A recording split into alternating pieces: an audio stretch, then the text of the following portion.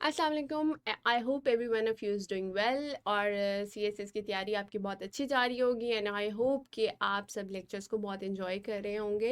And in last lecture we talked about personality की definition and what were the major theories of personality and today's lecture we will talk about कि personality की types कौन कौन सी होती है, major उसमें disorders कौन कौन से होते हैं, ये हम आज के लेक्चर में डिस्कस करेंगे। So if you talk about the types of personality जो आज के लेक्चर में, दैट इज़ वेरी इंपॉर्टेंट। और टिपिकली जो पर्सनालिटी को हुए दो टाइप्स में डिवाइड किया जाता है, दो मेन टाइप्स हैं, type A personality and type B personality. ठीक है, तो अगर आप ये करेक्टरिस्टिक्स जो अभी मैं आपको बताऊंगी वो किसी के एक इंडिविजुअल में देखते हैं तो you can say that person is with personality type A. और अच्छा, इसमें ये करेक्टरिस्टिक्स हैं तो ये that person is with personality type B. तो पर्सनालिटी टाइप ए की बात करें तो दैट पर्सन इज़ अनस्टेबल। वो हर टाइम जो है ना उसको कोई ना कोई परेशानी रहेगी और जो है वो इम्पेशेंट रहेगा और एक्सट्रोवर्ट होगा कि हर चीज़ को एक्सप्रेस करेगा। क्योंकि जो लोग बेचैन होते हैं वो कोशिश होती है अच्छा अपनी कोई ना कोई बात जो है ना वो बार बार बताएंगे, बार बार उनको वरी होगी किसी चीज़ के बारे में। ठीक है, they are talkative, they are sociable भी होंगे। ठीक है, इसके ऑपोजिट जो चीज़ें हैं that is personality type B. Open to experience है। हमने जैसे मैक्रे एंड कोस्टा की थ्योरी पढ़ी थी कि उसने बताया था कि people with who are open to experience are imaginative, they are independent and they are curious और उनके बड़े broad interests होते हैं। फिर agreeable, they are courteous, they are selfless, they are trusting and they are cooperative as well. Then undirected means they are careless, उनकी कोई goal set नहीं किया तो कोई एक लाइफ में डायरेक्शन नहीं होती, they are carefree। ठीक है, तो अगर ये करेक्टरिस्टिक हैं, if a person is unstable or he is expressive or he is imaginative, curious and has qualities of courteousness and but is careless in his life and is aimless, तो वो person क्या होगा, type A personality होगी। And if we talk about personality type B that is exactly opposite to personality. अगर वो unstable personality है तो that is stable personality, very calm, very self satisfied, very patient personality. अगर वो extrovert है A type तो B type जो है दैट इज इंट्रोवर्ट। अगर वो ओपन टू एक्सपीरियंस है तो जो बी टाइप है they are not open to experience, इनकी कोई इमेजिनेटिव थिंकिंग नहीं होती, they are not curious to their surrounding. ठीक है, फिर एंटागोनिस्टिक होते हैं। अब एग्रीएबल में क्या होता है कि you are courteous, you are selfless, आप ट्रस्ट करते हो लोगों पे।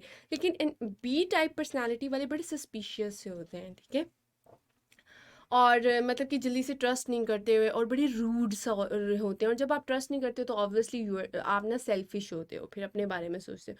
फिर वो अनडायरेक्टेड रहते हैं but they are conscientious. Conscientious person is one who is careful और जिसके ना बड़े एम्बिशन होते हैं एंड बहुत रिलायबल इंसान होता है। तो these are basically the two types of personality जो ब्रॉडली बताई जाती हैं, type A and type B. Now will discuss what are the major disorders of personality. ये जो पार्ट है ये आपका क्लिनिकल साइकोलॉजी का जब हम पोर्शन स्टडी करेंगे उसमें आपको बाकी डिसऑर्डर्स करवा दूंगी और पर्सनालिटी डिसऑर्डर्स भी उसमें आते हैं, लेकिन वो मैं आपको इसी सेक्शन में कवर कर रही हूँ क्योंकि we are talking about personality. तो आपको पता होना चाहिए कि टाइप्स कैसी होती हैं, अच्छा पर्सनालिटी डिसऑर्डर्स कैसे होते हैं, तो वो इसी में कवर हो जाएगा। इसमें मैं असेसमेंट भी करवा दूंगी, मैनेजमेंट जो है वो भी आपका कवर करवा दूंगी। तो बेसिकली अब DSM-5 diagnostic and statistical manual DSM-5, इस मैनुअल के अकॉर्डिंग ये इसमें तमाम डिसऑर्डर्स जितने भी साइकोलॉजिकल डिसऑर्डर्स हैं वो इसमें दिए हुए हैं। बड़ी एक मोटी सी किताब होती है जो हम क्लिनिकल साइकोलॉजिस्ट पढ़ते हैं। तो उसमें बेसिकली पर्सनालिटी के ना 3 क्लस्टर दिए हुए हैं कि एक कोई पर्सनालिटी नहीं है, उसमें 3 क्लस्टर्स में डिफरेंट डिफरेंट डिसऑर्डर्स आते हैं। जैसे हम क्लस्टर ए की बात करें तो उस क्लस्टर के लोगों को कहते हैं कि दे आर क्वाइट ऑड, उनकी पर्सनालिटी बड़ी ऑड सी होती है, आपको बड़ा अजीब सा लगता है कि अच्छा ऐसे लोग भी होते हैं, बड़ा ऑड सा बिहेव कर रहे हैं ना इस तरह के। इसी तरह जो क्लस्टर बी है उसमें बड़े ड्रामेटिक से, बड़े अनप्रडिक्टेबल से लोग होते हैं, बड़ी उनकी ड्रामाई सी ज़िंदगी लगती है आपको और बड़े जो मैं उसके डिसऑर्डर्स भी पढ़ाऊंगी तो आपको उससे पता चलेगा। And the third one are and anxious and they are fearful और बड़े डिपेंडेंट टाइप से, बड़े और तरह के लोग होते हैं। तो ये बेसिकली क्लस्टर्स हैं। क्लस्टर ए की अगर हम बात करें तो उसमें paranoid personality disorder, schizoid personality disorder and schizotypal personality disorder और जब मैं आपको क्लिनिकल साइकोलॉजी वाला पोर्शन पढ़ाऊंगी तो उसमें स्किज़ोफ्रेनिया भी आता है, तो आपने उससे ही कंफ्यूज नहीं करना schizoid and schizotypal personality disorder. फिर आपके जो है ड्रामेटिक में आपकी एंटी सोशल पर्सनालिटी डिसऑर्डर आ जाते हैं, आपकी बॉर्डर लाइन पर्सनैलिटी आ जाती है, हिस्ट्रियोनिक एंड नार्सिसिस्टिक पर्सनैलिटी, इसमें 4 आते हैं। क्लस्टर ए में 3 डिसऑर्डर्स हैं, क्लस्टर बी में जो है वो 4 डिसऑर्डर हैं, क्लस्टर सी में भी 3 डिसऑर्डर्स हैं, जिसमें आपके पास avoidant personality, dependent personality and obsessive compulsive personality disorder.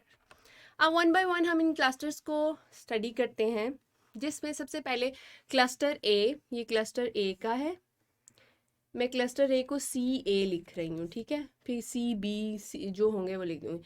Cluster A की हम बात करें तो इसमें पैरानॉइड पर्सनैलिटी, अब इसको आप मैंने इसके ये आप याद रख सकते हैं इसको गेट फैक्ट से, आपको मतलब उसकी जो है डिसऑर्डर के जो क्राइटेरिया है वो याद रखने में मुश्किल होगा, तो आप गेट फैक्ट से याद कर सकते हैं। पैरानॉइड पर्सन इज समवन जिसको लगता है कि लोग उसके बारे में कुछ ना साजिशें कर रहे हैं, तो हम कहते हैं ओह मैन गेट फैक्ट, ठीक है। तो इस तरह से आप याद रख सकते हैं इसको, ये सिर्फ आपके याद करने के लिए बता रही हूँ। तो जी के से हम पढ़ें तो इसमें क्या होते हैं कि उनका ग्रजेस होते हैं दूसरे लोगों के बारे में ना, अपने लाइफ टाइम जो है ना वो ग्रजेस रखते हैं। फिर ई है exploitation expected without a sufficient basis, ठीक है, कोई मतलब कि आपको वजह नहीं नज़र आ रही होती, but they expect that there would be certain kind of exploitation. फिर trustworthiness of others doubted, doubt करते हैं लोगों पर, ट्रस्ट नहीं करते, ठीक है, गेट हो गया आपका। देन आप फैक्ट की तरफ आए तो एफ में obviously they are suspicious, they are paranoid, तो क्या है कि अगर उनका कोई लाइफ पार्टनर है तो उस पर भी शक करेंगे कि दैट पर्सन इस जो है वो फिडेलिटी की जो है उसको सस्पिशंस होंगे कि अच्छा इसका किसी के साथ रिलेशन तो नहीं है, ये मेरी कॉल नहीं पिक कर रहा है, या इसका नंबर बिजी है, किसी और से बात तो नहीं कर रहा, तो ये आपकी पैरानॉइड पर्सनैलिटी में आ जाती है। Then attacks on characters are perceived, किसी दूसरे के कैरेक्टर पे, then confides in other rarely and threatening meaning read into the event, so these are basically the characteristic, this is basically the criteria that is related to DSM, और ये है आपकी paranoid personality get fact, right. Then as your schizoid personality disorder, अब देखिए ये आपको picture से भी पता लग रहा होगा अच्छा कैसी स्किज़ॉइड पर्सनैलिटी होगी। इसमें कहते हैं मतलब कि बड़ा बच के रहते हैं, तो कहते हैं सर सेफ, तो ये आपने याद रखना है कि सर सेफ, तो इसमें क्या है, ऑब्वियसली वो बच के किसी से कैसे रहेंगे, दे एडॉप्ट सॉलिटरी लाइफस्टाइल, वो अकेले रहना पसंद करेंगे, लोगों से ज़्यादा मिलना नहीं पसंद करेंगे, और उनका कोई तारीफ़ कर रहा है या क्रिटिसिज्म कर रहा है उनको इसी से फ़र्क ही नहीं पड़ता, ठीक है। फिर रिलेशनशिप्स में कोई इंटरेस्ट नहीं होता, और इनके ऑब्वियसली जब रिलेशनशिप में इंटरेस्ट नहीं होता तो इनकी सेक्सुअल लाइफ भी डिस्टर्ब होती है, फिर किसी भी एक्टिविटी को एंजॉय नहीं करते, ज़ाहिर है जब लोगों से मिलेंगे ही नहीं तो क्या एक्टिविटीज़ इन्होंने करनी है, जब लोगों से मिलेंगे ही नहीं तो फ्रेंड्स कैसे बनेंगे, फिर इमोशनली बड़े कोल्ड और डिटैच, जाहिर है जब लोगों से मिलना ही नहीं तो कोल्ड और डिटैच्ड ही होंगे, तो सर सेफ, ये कहते हैं कि सेफ डिस्टेंस पे रहो, we don't want anything, we want to spend a solitary life, we don't need any friends, और ये सारी जो आपकी आ गई दैट इज स्किज़ॉइड पर्सनैलिटी, ठीक है। मैंने आपको बताती कि ऑड एंड एसेंट्रिक पर्सनैलिटी, देखा बड़ी ऑड किस्म की पर्सनैलिटी इनकी होती है। देन ये भी क्लस्टर आपका जो है क्लस्टर ए आ जाता है, ठीक है। नेक्स्ट आपका जो है वो क्लस्टर, ये भी क्लस्टर सर सेफ हो गया हमारा। अब हम बात करते हैं, Sorry, क्या हो रहा है ये, okay, schizotypal personality disorder, UFO एड से एडर, ठीक है, यूएफओ अनआइडेंटिफाइड फ्लाइंग ऑब्जेक्ट होता है वैसे, लेकिन आपने इससे स्किज़ोटिपल पर्सनालिटी डिसऑर्डर, ठीक है, क्लस्टर ए ही हम ये पे पढ़े हैं, तो यू अनयूजुअल परसेप्शंस होंगी, अब बड़ा मतलब बड़ी और सी थिंकिंग होगी, ठीक है ना, जो और आपकी आम थिंकिंग वैसी नहीं हो सकती, इसीलिए अन यूएफओ से इन्होंने रिलेट किया है। Friendliness except for family and odd beliefs होते हैं इनके। फिर ये है कि अफेक्ट इनअप्रोप्रिएट, अफेक्ट मीन्स के एक आपका होता है मूड, मतलब आप हैप्पी मूड है तो आपका इफेक्ट भी आपके चेहरे पे नज़र आ रहा होता है, पर इनका उसके साथ अप्रोप्रिएट नहीं होता, इनअप्रोप्रिएट होता है इफेक्ट। आइडियाज़ ऑफ रेफरेंस, इनको जो है वो हेलुसिनेशंस होती हैं, डिल्यूजन्स होती हैं, जो स्किज़ोटाइपल पर्सनालिटी डिसऑर्डर्स वाले हैं, इनको डाउट्स होते हैं लोगों पे, they are suspicious about other peoples, they are eccentric, appearance wise भी अजीब तरह की अपेयरेंस होती है, अजीब तरह के कपड़े पहन लेंगे, क्लाउन्स बन जाएंगे अजीब से, और बिहेवियर भी ऑब्वियसली इनका डिफरेंट होगा। They are reluctant to social situation and anxious. आपने ज़रा इसको स्किज़ॉइड पर्सनैलिटी से थोड़ा डिफरेंट रखना है। They are not that much जो है ना solitary as people with schizoid personality disorder, ठीक है। मतलब कि इनके थोड़े ऑड बिहेवियर होते हैं और ये रिलक्टेंट होते हैं सोशल सिचुएशन में, बट नॉट दैट मच जिस तरह के स्किज़ॉइड। फिर हम आपके नेक्स्ट जो आपका क्लस्टर आ जाता है, उसमें पहला डिसऑर्डर आता है क्लस्टर बी की हम बात करें। ये है क्लस्टर बी आपका स्टार्ट हो गया है, जिसमें एंटी सोशल पर्सनालिटी डिसऑर्डर, इसको आप याद रख सकते हैं कैलुअस मैन से।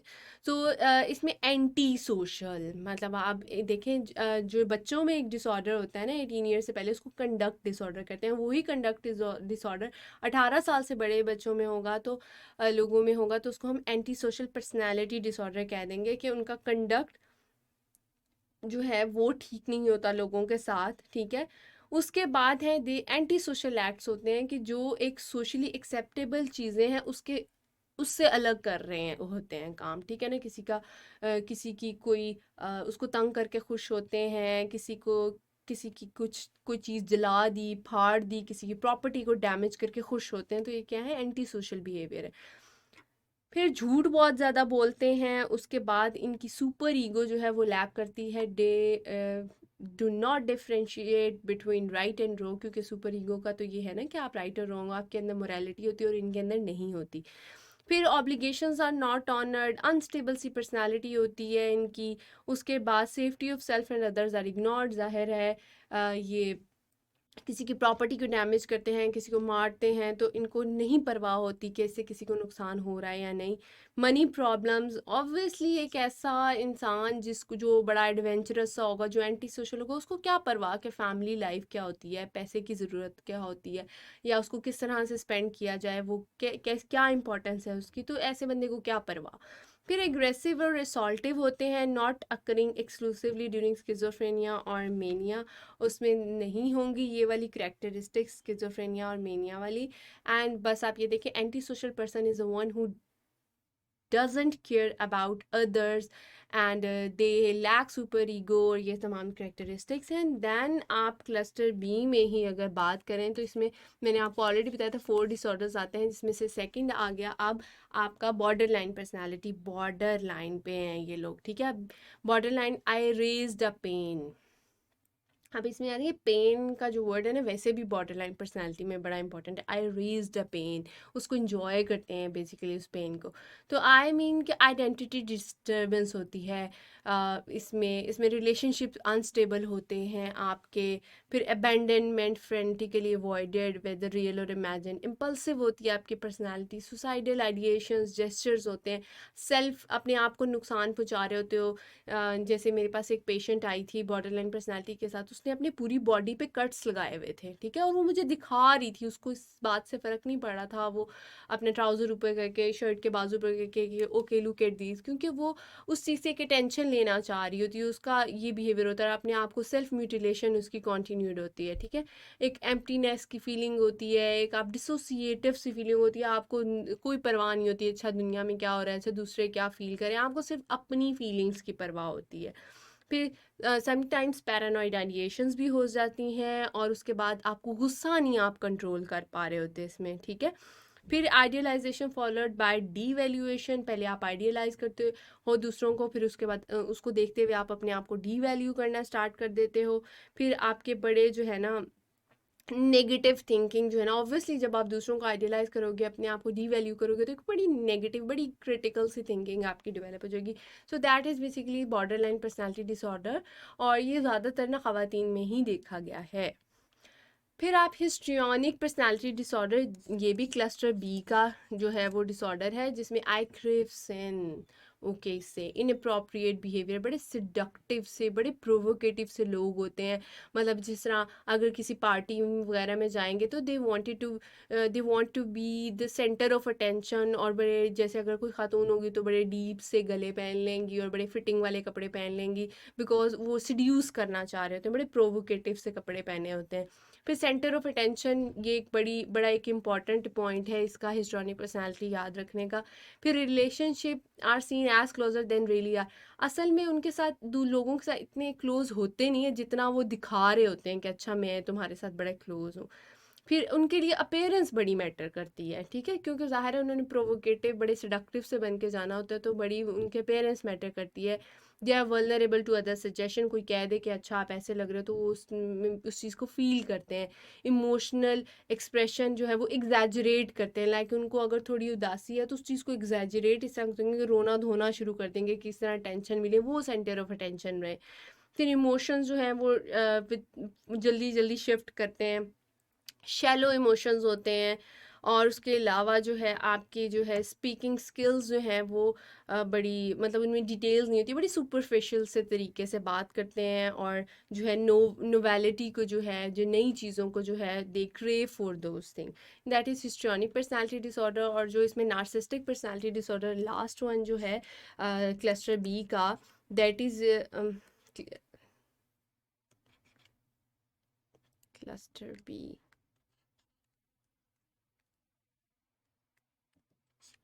ठीक है।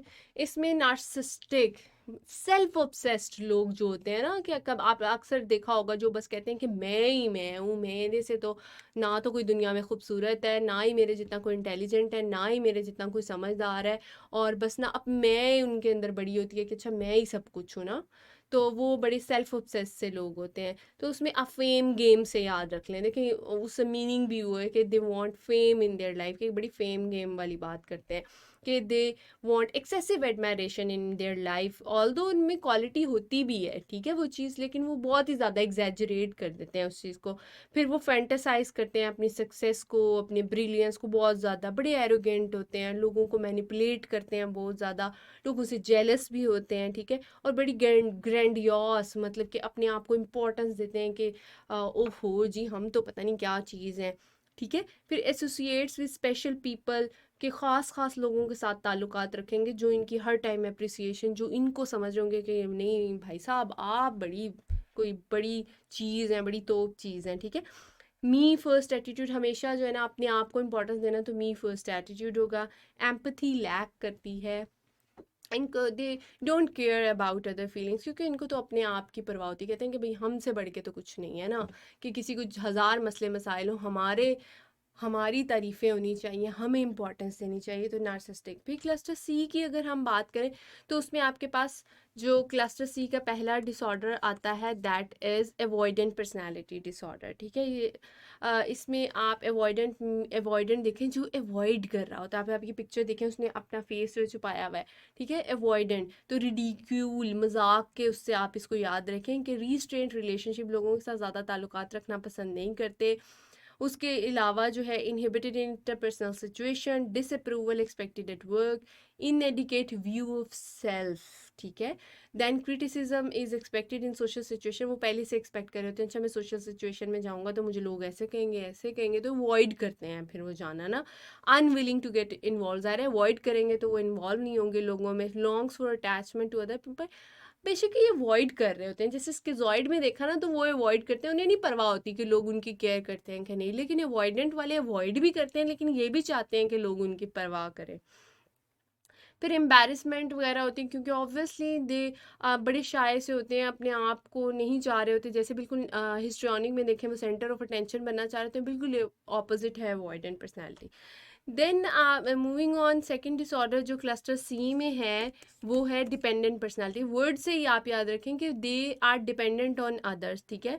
तो ये किसी के साथ डिसएग्री नहीं कर सकते, डांट हर्ट से आप याद रखें इसको, किसी के साथ भी डिसएग्री नहीं कर सकते हैं, क्योंकि डिपेंडेंट होते हैं ना, क्योंकि इन्हें दूसरों का अप्रूवल चाहिए होता है। फिर दूसरों से एडवाइस चाहिए होती है और रिस्पॉन्सिबिलिटी नहीं लेते चीज़ों की। फिर नर्चरेंस वाला बिहेवियर होता है कि कोई इनको नर्चर करता रहे with the passage of time. और जब अकेले होते हैं तो ऑब्वियसली जब दूसरों पे डिपेंडेंट होंगे, अकेले होंगे, तो हमेशा क्या है, they will feel alone. Unrealistic preoccupied with being left to care for self, के अकेले रह जाएंगे तो उनको बड़ी टेंशन होती है, अच्छा इनकी कौन केयर करेगा। फिर रिलेशनशिप्स की तलाश में रहते हैं कि किसी ना किसी पे डिपेंडेंट रहें।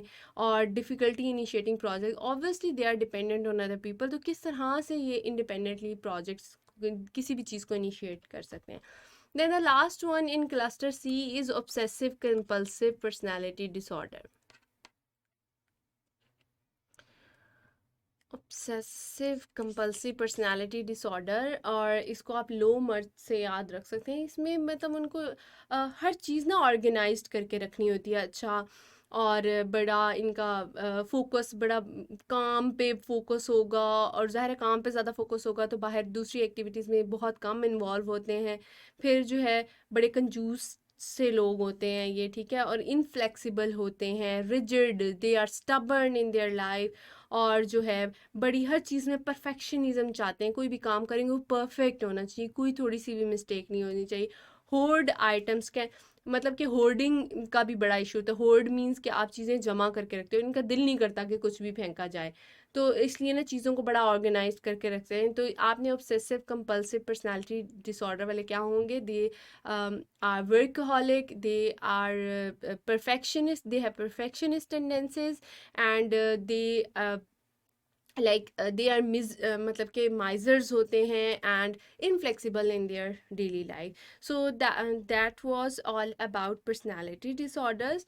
और ये आज जो है वो आपका पर्सनालिटी डिसऑर्डर पे लेक्चर था। In next lecture we will talk about के पर्सनालिटी असेसमेंट बेसिकली हम किस तरह से करते हैं, और कौन से टेस्ट यूज़ किए जाते हैं, क्या फ़ायदा है, क्या डिफरेंसेस हैं, और ये सब हम नेक्स्ट लेक्चर में डिस्कस करेंगे इंशाल्लाह।